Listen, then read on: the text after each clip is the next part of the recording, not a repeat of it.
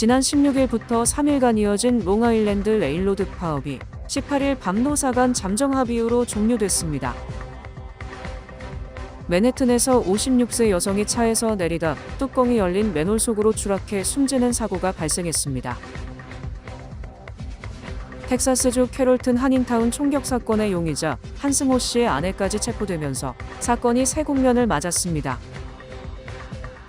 뉴욕시가 3세 아동 대상 무상보육 프로그램인 3K 규모를 2,000명 늘립니다. 모두가 누릴 수 있는 권리, 바로 아름다움입니다. 키스는 누구나 더 쉽고 당당하게 자신의 아름다움을 즐길 수 있는 세상을 꿈꿉니다. 키스는 우리 모두의 미래가 더 아름답게 빛날 수 있도록 최선을 다할 것입니다. 당신의 아름다움의 모든 순간, 키스가 함께합니다.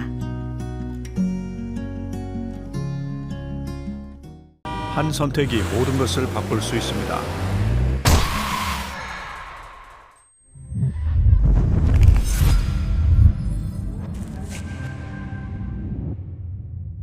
사고는 되감을 수 없습니다. 지난 16일부터 3일간 이어진 롱아일랜드 레일로드 파업이 18일 밤 노사 간 잠정 합의로 종료됐습니다. MTA와 노조는 18일 계약 협상에 합의함에 따라 19일 낮 12시부터 열차 운행이 단계적으로 재개됐습니다. 이번 파업은 16일 시작됐으며 평일 기준 약 25만 명의 이용객들이 재택근무를 하거나 셔틀버스 등 대체 교통수단을 이용해야 했습니다. 합의안에는 최근 3년간 총 9.5% 임금 인상안을 유지하고 계약 마지막 해 임금 인상 폭을 높고 노조의 5% 요구와 MTA의 4.5% 제한을 조율하는 내용이 포함됐으며 최종 계약은 노조 승인 절차를 거쳐 확정될 예정입니다. 19일 정오부터 재개된 서비스는 론콘코마, 바빌론, 포트 워싱턴, 헌팅턴 등 주요 노선을 중심으로 시작됐고 저녁 퇴근 시간 전까지 전 노선 정상화했습니다. 맨해튼에서 56세 여성이 차에서 내리다 뚜껑이 열린 맨홀 속으로 추락해 숨지는 사고가 발생했습니다. 숨진 여성은 지난 18일 오후 11시 20분경 웨스트 52스트릿과 오에비뉴 교차로에 자신의 메르세데스 벤츠 SUV를 주차했습니다. 그녀는 차에서 내리자마자 바로 뚜껑이 없는 맨홀 속으로 빠졌으며 약 10피트 아래로 추락했습니다. 여성은 즉시 뉴욕 장로병원으로 이송됐으나 결국 사망했습니다. 유가족들은 이번 사고로 인해 깊은 슬픔과 엄청난 충격에 빠졌다고 전했습니다. 유가족들은 도대체 어떻게 이런 사고가 발생할 수 있었는지에 대한 명확한 해명을 요구하고 나섰습니다. 코네디스는 애초에 해당 맨홀의 뚜껑이 왜 열려 있었는지에 대해 조사에 착수했습니다.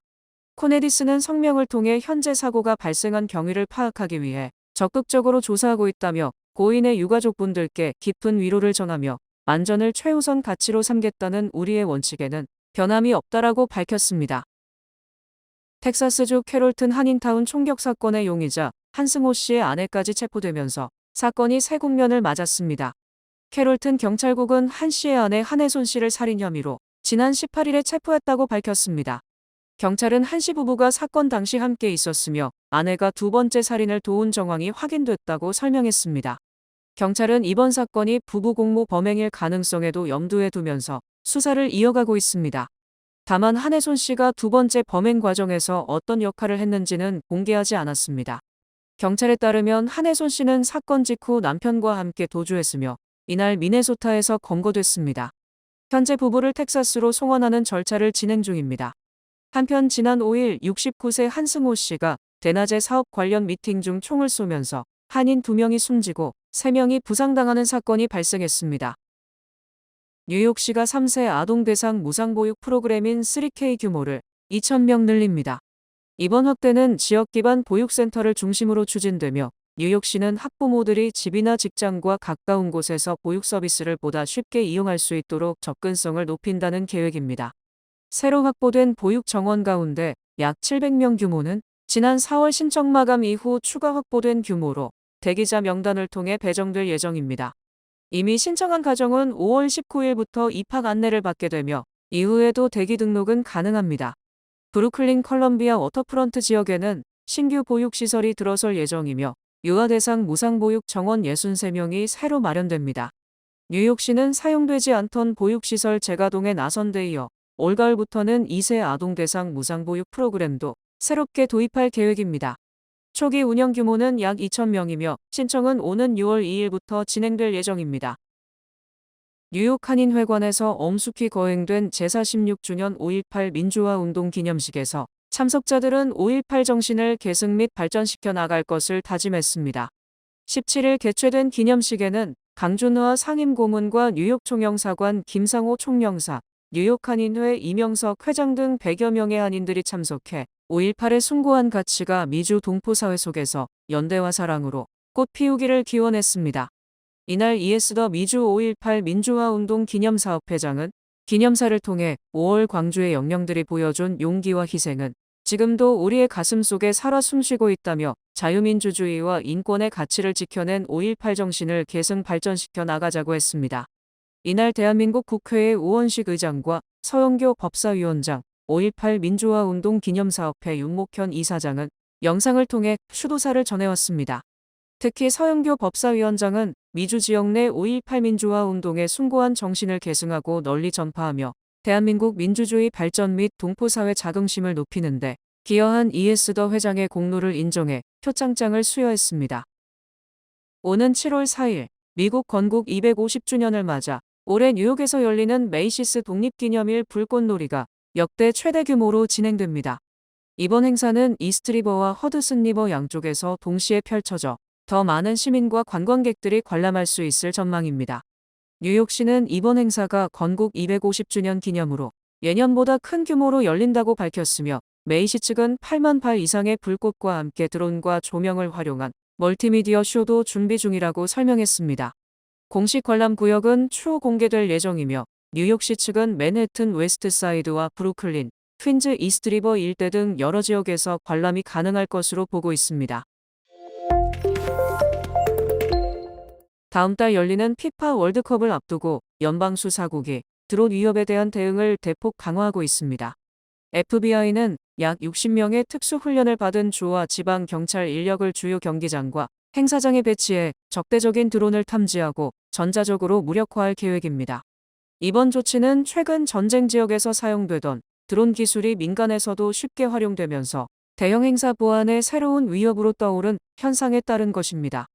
현재 뉴욕과 뉴저지 주경찰을 비롯해 뉴욕시와 로스앤젤레스 경찰, 마이애미데이드 셰리프국 등 다양한 기관이 FBI의 감독 아래 대응 훈련을 진행 중입니다. 당국은 카메라와 레이더, 무선 주파수 센서를 활용해 제한 공역에 진입한 드론을 탐지한 뒤 전자신호를 이용해 조종권을 차단하거나 강제로 착륙시키는 방식으로 대응할 계획입니다. 최근 엘라베마에서 진행된 훈련에서는 경기장 인근에서 이륙한 드론을 약 1마일 떨어진 위치에서 탐지한 뒤 별도의 물리적 충돌 없이 통제권을 장악하는 시연이 이뤄졌습니다. 당국은 월드컵 기간 동안 경기장뿐 아니라 팬 행사장과 공공 관람 구역까지 포함해 전방위적인 드론 대응 체계를 운영할 계획입니다. 노스캐롤라이나를 비롯한 일부 공화당 주정부들이 저소득층 대상 공공의료보험인 메디케이드 수혜자의 이민신분 정보를 연방이민당국과 적극 공유하는 정책을 추진하면서 논란이 확산되고 있습니다. 도널드 트럼프 행정부의 강경 이민 단속 기조에 발맞춰 공공보건기관까지 사실상 이민 단속 체계에 동원되고 있다는 비판이 나옵니다.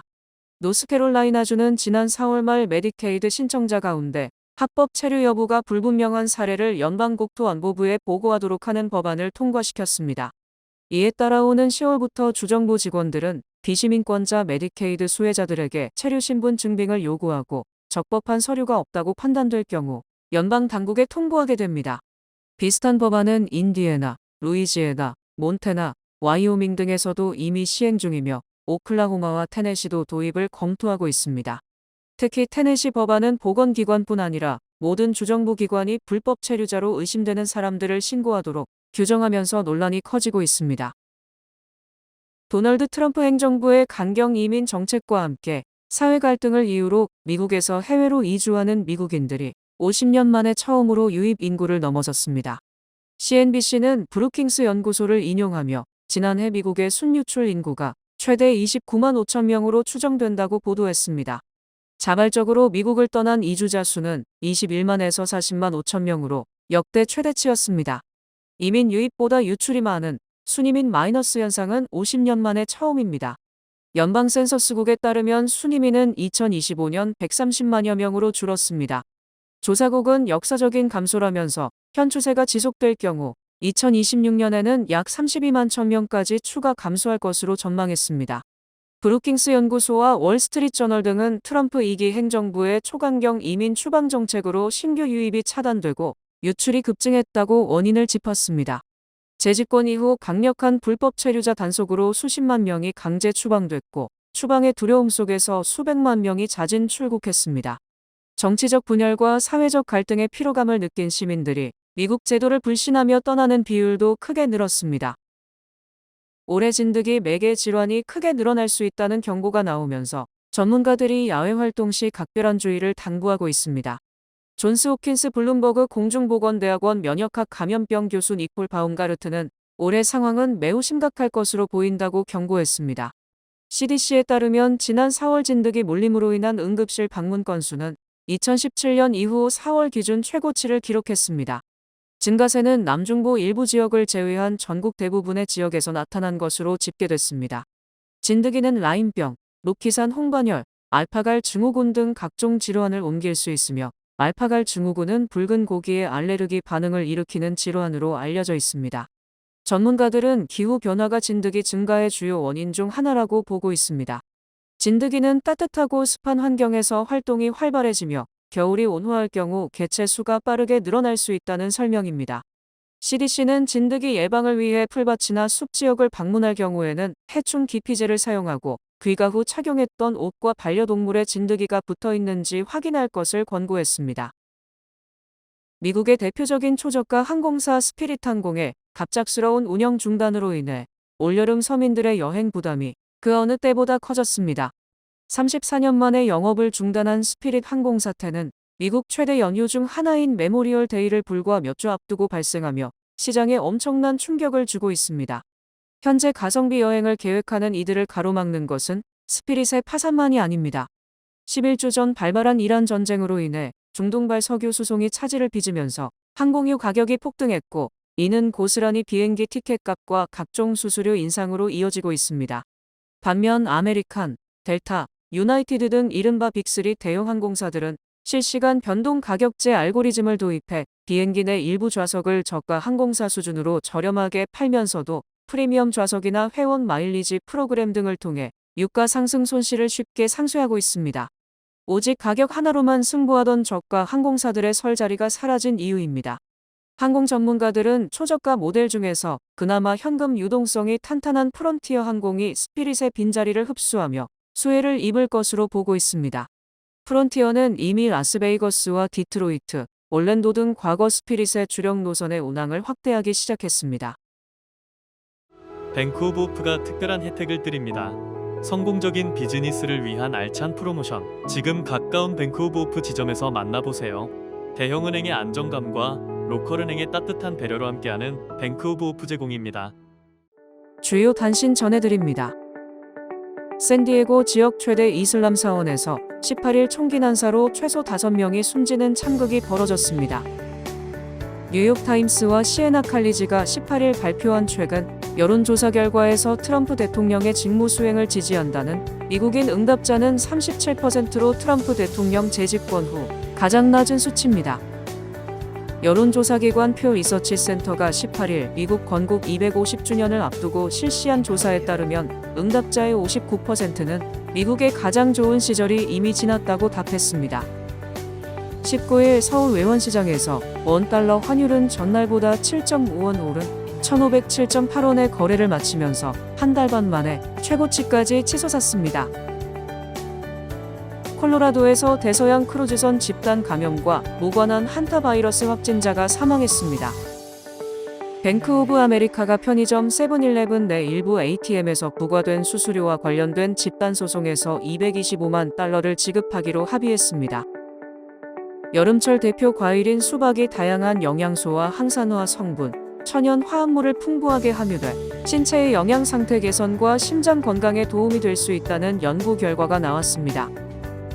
연방전쟁부가 1940년부터 이어져 온 캐나다와의 연구합동 방위위원회 참여를 보류한다고 18일 밝혔습니다.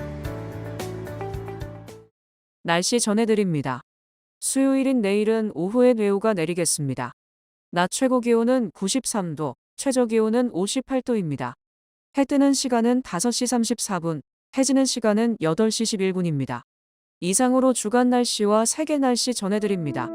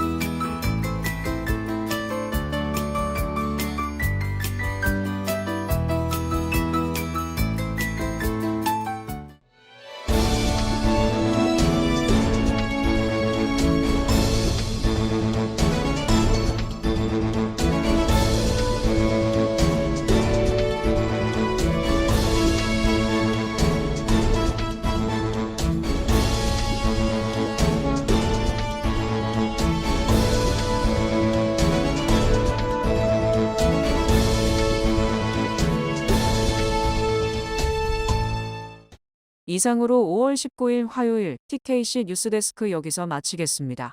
시청해주신 여러분 고맙습니다.